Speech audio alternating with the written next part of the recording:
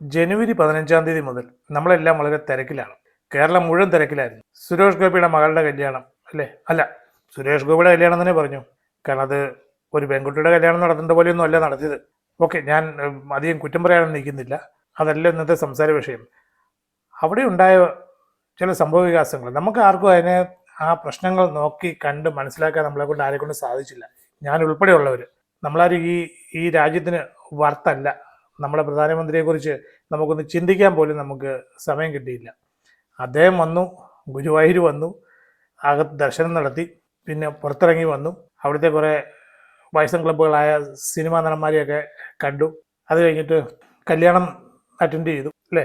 പ്രധാന കാർമ്മികനായി തന്നെ പ്രധാനമന്ത്രി അവിടെ ഉണ്ടായിരുന്നു. പൂജാരിയൊക്കെ തൽക്കാലം സൈഡിലോട്ട് തള്ളി മാറ്റി അവിടെ നിർത്തി. നിങ്ങളൊക്കെ അവിടെ നിന്നാൽ മാത്രം മതി, എല്ലാം പ്രധാനമന്ത്രി ചെയ്തോളും. വീണ്ടും ഞാൻ സബ്ജക്റ്റ് ഡിവിയേറ്റ് ചെയ്യുന്നു. അതല്ല, അവിടെ വളരെ വളരെ മോശമായ രീതിയിൽ ഐ കണ്ടം ദിസ് സീരിയസ് സെക്യൂരിറ്റി ലാപ്സ് ഉണ്ടായിരുന്നു. നിങ്ങൾ ആരെങ്കിലും കണ്ടോ? അത് ഞാൻ പോലും കണ്ടില്ല. പ്രധാനമന്ത്രിക്ക് കൊടുക്കേണ്ട സെക്യൂരിറ്റി, പ്രോപ്പർ സെക്യൂരിറ്റി കൊടുക്കാൻ ആ കമാൻഡേഴ്സിനെ കൊണ്ട് സാധിച്ചില്ല. ഇത് സുരേഷ് ഗോപി കണ്ടുപിടിച്ചു. അദ്ദേഹം അദ്ദേഹത്തിന് ചില സിനിമകളൊക്കെ കണ്ടിട്ടില്ലേ? ആ സിനിമയിലെ ആ നായകനെ പോലെ തന്നെ ആ പ്രധാനമന്ത്രിയുടെ മുകളിൽ എന്തുമാത്രം ശ്രദ്ധാലുവാണെന്നുള്ള കാര്യം നിങ്ങൾക്ക് ആ വീഡിയോ കണ്ടാലേ മനസ്സിലാവുകയുള്ളൂ. സ്വന്തം മകളുടെ കല്യാണം നടക്കുന്ന സമയത്തും പ്രധാനമന്ത്രിയുടെ സുരക്ഷയെക്കുറിച്ചാണ് അദ്ദേഹം നോക്കിക്കൊണ്ടിരുന്നത്. ഒന്ന് നോക്ക്, ഈ വീഡിയോ ഒന്ന് കണ്ടു നോക്ക്. ഇവിടെ നടന്നത് എന്താണ്? പ്രധാനമന്ത്രിയെ നോക്കാനായിട്ട് ആ സെക്യൂരിറ്റി കമാൻഡോസിന് വേണ്ടത്ര ശ്രദ്ധ കൊടുക്കാൻ പറ്റിയില്ല. അപ്പോഴാണ് നമ്മുടെ ഹീറോ സുരേഷ് ഗോപി അദ്ദേഹത്തെ പുറകിൽ നിന്ന് ഇങ്ങനെ പിടിക്കാൻ ശ്രമിക്കുകയാണ്. പ്രൊട്ടക്ഷൻ ഞാൻ നോക്കിക്കോളാം, പ്രധാനമന്ത്രിയുടെ പ്രൊട്ടക്ഷൻ എൻ്റെ ഈ കരങ്ങളിലാണ് എന്നുള്ള രീതിയിൽ അദ്ദേഹത്തിനെ പിടിക്കാൻ ശ്രമിക്കുന്നുണ്ട് അല്ലേ. ഇങ്ങനെ വേണം സുരേഷ് ഗോപി എന്ന് പറയുന്ന ആ വലിയ മനുഷ്യൻ. ഞാൻ ഒന്ന് ചിരിച്ചോട്ടെ. ഈ സുരേഷ് ഗോപി എന്ന് പറയുന്ന അയാൾ ഒരു മണ്ടനാണ്, മരമണ്ടനാണെന്ന് ഞാൻ പലതവണ പറഞ്ഞിട്ടുണ്ട്. അയാൾ കാണിക്കുന്ന ഓരോ മണ്ടത്തിലും നമുക്ക് ആഴ്ചകളോളം ചിരിക്കാൻ അവസരം ഉണ്ടാക്കി തരുന്നതാണ്. ആ വീഡിയോ നിങ്ങൾ ശ്രദ്ധിച്ചോ? അതിൽ ആ കമാൻഡോസ് ഇയാളുടെ കൈ പതുക്കി ചെറുതായിട്ടൊന്ന് തിരിച്ച് മാറ്റി വിടുവാണ്. കൈ എടുക്കടാ എന്നായിരിക്കണം അവരയാളോട് പറഞ്ഞത്, അല്ലെ ഹാത്ത് നികാലോബേ എന്ന് ഹിന്ദിയിൽ. ഇയാൾ എവിടെ ചെന്നാലും അബദ്ധം കാണിക്കത്തുള്ളൂ. പണ്ട് ആ പെങ്കുച്ചിൻ്റെ തോളെ കൈവച്ചു. അതിൻ്റെ കേസ് ഇപ്പോഴും നടക്കുന്നുള്ളൂ. പക്ഷെ എനിക്കൊരു കാര്യം തോന്നുന്നുണ്ട്, ആ കേസിൽ ഇയാൾ രക്ഷപ്പെടും. എന്താണെന്ന് വെച്ചാൽ ഈ സുരേഷ് ഗോപിയുടെ തന്നെ വക്കീൽ ഈ വീഡിയോ കൊണ്ട് ജഡ്ജിയെ കൊണ്ട് കാണിക്കും. സാറേ, ഇയാളൊരു മണ്ടറാണ്, ഇയാൾക്ക് അറിയില്ല എവിടെ കൈവെക്കണം എന്നുള്ള കാര്യം.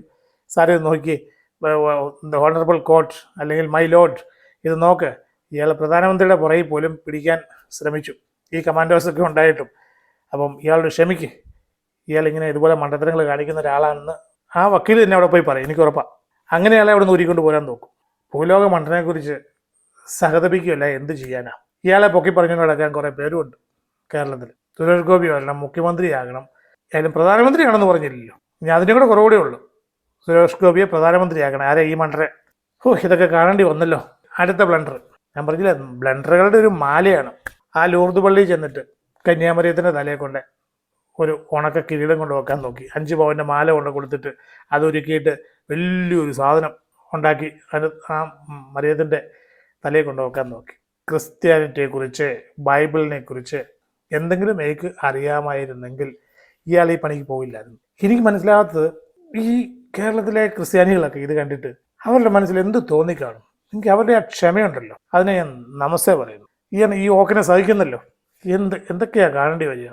ഏതോ ഒരു അയൽവക്കംകാരൻ തട്ടാനെ പിടിച്ചുകൊണ്ട് വന്നിട്ട് ഇതിൻ്റെ പണി ചെയ്യിപ്പിച്ചു. അയാളെ കണ്ടൊരു വലിയൊരു സാധനം ഉണ്ടാക്കി അവിടെ തലയെ കൊണ്ട് വെച്ചു.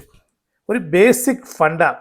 ഒരു സാധനം ഉണ്ടാക്കുമ്പോൾ അതൊരു സെൽഫ് ബാലൻസ്ഡ് ആയിട്ടുള്ളൊരു സാധനം, സ്റ്റാറ്റിക്കലി ബാലൻസ്ഡ് എന്നാക്കുമ്പോൾ ടെക്നിക്കൽ വാക്കൊക്കെ പറയാം. അങ്ങനെയല്ല എന്ത് സാധനം ഉണ്ടാക്കേണ്ടത്. ഇയാളൊരു പത്രക്കാരൻ വിളിച്ചുകൊണ്ട് പോയിട്ട് വീഡിയോ എടുത്തിട്ട് അതിൻ്റെ പേരിൽ വോട്ട് പിടിക്കാനുള്ള പരിപാടിക്കാണ് ഇത് ചെയ്തത്. അപ്പോഴെങ്കിലും അയാളൊന്ന് വിചാരിക്കരുതോ, അല്പം മണ്ടയിൽ എന്തെങ്കിലുമുള്ള തട്ടാനെ കൊണ്ട് ഇതൊന്നും ഉണ്ടാക്കിയെടുക്കണമെന്ന്, ഇതുപോലെ അബദ്ധങ്ങൾ വരരുതെന്ന്. ഇയാളെ എന്താ ചെയ്യുക? BJP-ക്കാർ ചുമതല നടക്കട്ടെ.